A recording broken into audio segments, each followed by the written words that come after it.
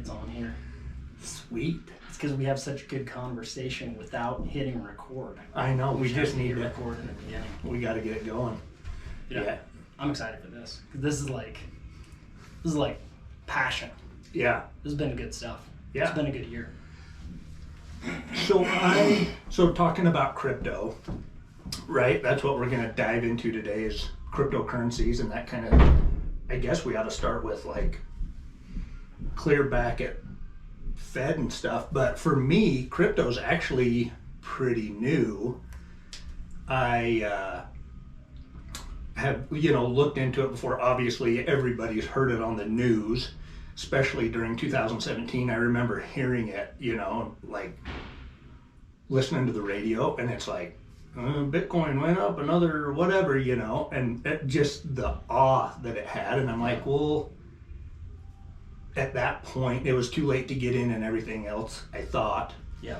And also just didn't have the time to dive in and really look at it, or, the care to, I guess, maybe. Yeah. And it's weird.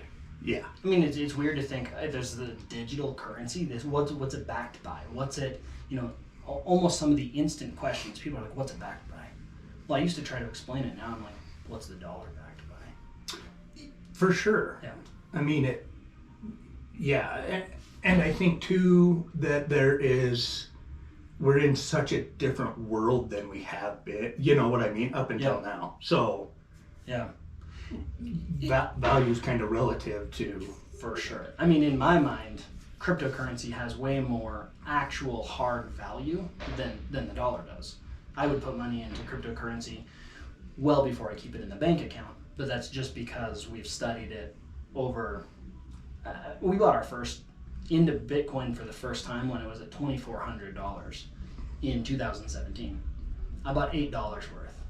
I wrote it up to $10 and I sold it. Nice. Sweet. 20% gain. Yeah, exactly. Then watched it go from 2,400 up to 20,000 before it had its pullback. But I guess just getting into this and like explaining to people kind of the works. Like I think in this chat, we just want to talk about maybe some history. So the Fed, I think it's important. Like people need to know why cryptocurrency is the future. And gold and silver has its place. Cryptocurrency has its place right now in the digital world. But what has brought us to this? And then maybe where people want to put their fiat currency. Where do they want to put it? Is it Bitcoin? Is it Ethereum? Is it Cardano? Is it Luna? Is it some crazy one, StormX? I mean, is it? There's all these different ones. And then wallets, exchanges. Just kind of just get into it. Yeah, let's do it. That sounds good to me. So yeah. The Fed. The Fed. Dun dun dun. Oh wait, there's something here. Oh yeah. That's great. Oh, but then. Yeah, see, that's what the Fed does right there. Yeah. Yep. Going burr. Is that what they say? Going burr, like the money machine. Brrr, yeah. And they're good at it. See, and nowadays they don't even have to print it. They can just put zeros in the computer. But taking it far back, we didn't want central banks. We didn't want government-controlled money, because it doesn't make sense to have a currency that's not backed by anything, that's only controlled by a government. They can print, and what's it backed by? Well, we're going to have rampant inflation. And if you look at 1900 compared to today, obviously the dollar has less purchasing power. Well, and I mean, even going along with government money, I think in the beginning, the government money was well-intentioned. I mean, even in the Constitution, it says that it has to be backed, right? And so when we first had, and I guess we could say too, there's been a bunch of different government currency. I mean, we talk about the dollar, but there's actually others, the continental and different things that have gone extinct that we don't even talk about. So within the United States, we think, oh, we have the dollar. Well, there's been 3 or 4 other currencies up until that point, not including individual like state currencies and that kind of thing. So when Confederate currency. Yeah, so when you really, which it's kind of funny because some of that, if it's collectible now, is like, would be a good investment. But even looking at like Zimbabwe, I saw a thing the other day where, and I don't remember the year that Zimbabwe went from having sound money to just blowing it off the chart, having hyperinflation. But over the course of that year, a dollar was worth something. Like you could actually, it was worth quite a bit. A Zimbabwe dollar was worth quite a bit. By the end of the year, you couldn't buy anything with like $1 billion. So it's interesting to see once that decoupling happened, and I don't know, we always use Zimbabwe as the role model, I guess, for we could talk about Venezuela too. But I think governments stay in check to a point if it's backed by gold and silver or backed by something that isn't infinite, I guess. Once that decoupling happens, it seems like it just goes crazy, which is what we're witnessing now. I mean, it's been decoupled for, since the 70s, basically? 71, when Nixon took us off the gold standard. Right. So, but now, I mean, you can kind of you can see how governments and Federal Reserve and leaders of governments can just say, well, we can print more. It just gets out of hand. And it's easy to justify. It's like, I guess at our house, if you're using a credit card, it's easy to justify like, hey, well, we can go out on a date tonight. It's not a big deal. If you do that over and over and over and over and over again, then it makes it easier to justify and it gets away from you. So you mentioned sound money. So when you say sound money, you're talking backed money.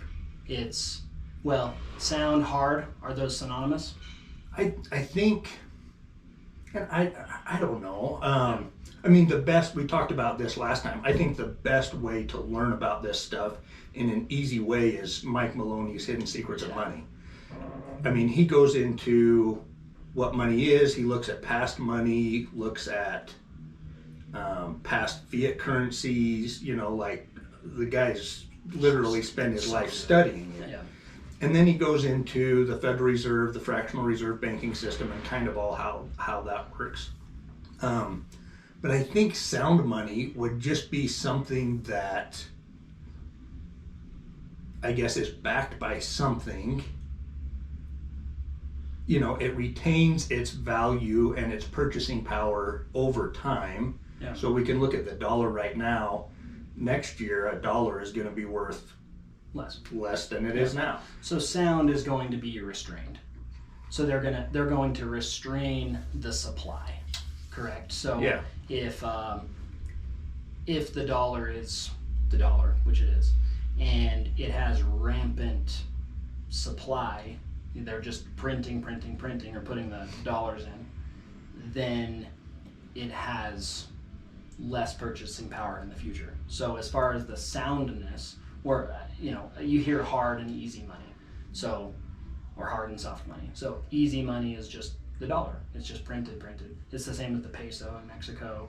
And then I think it's important to know that historically, civilizations have fallen in regard to their money hardness. So you had Rome fell when they actually started to devalue their monetary system. They started to make their gold and silver smaller and smaller and smaller. Or they go away from it completely and they say, well, your copper coin is worth the same as your silver coin. And so then the government comes in and they say, hey, it's the same value. We're telling you that it's the same value, even though it's not the same value. Weimar, Germany, same thing. Over a 10-year period, they just started to decouple from the idea of having hard money. They started printing more and more. Within 10 years, you can buy, with a German mark, you can buy some bread. Now with 1 trillion German marks, you can't buy a loaf of bread. Yeah, and you see the people with the wheelbarrows full of money and stuff like that. Yeah. I heard in I think it was Weimar, Germany, like at the height of that, you could buy an entire city block with like a couple ounces of gold, because, which I still don't 100% understand that, because you would think that the value of one hard asset to another hard asset would still kind of, but just the money system had collapsed to the point that there was so much value in hard, tangible assets, I guess. Well, I think that's why the preppers are like, hey, have junk silver. The 1960s, 1970s dimes and everything, they're 90% silver, they're not. But if everything collapses, you have something hard to hold on to. It's like, hey, this silver has value, this gold has value, platinum has value. And today, Bitcoin, cryptocurrencies, and they really derive their value from that limited supply. And I think that's, if we look in the past where we print and print and print and there's no supply cap, well, what is a dollar if there's a gajillion of them out there? Yeah. It's nothing. Getting sent out in a stimulus payment tomorrow or whatever. Yeah.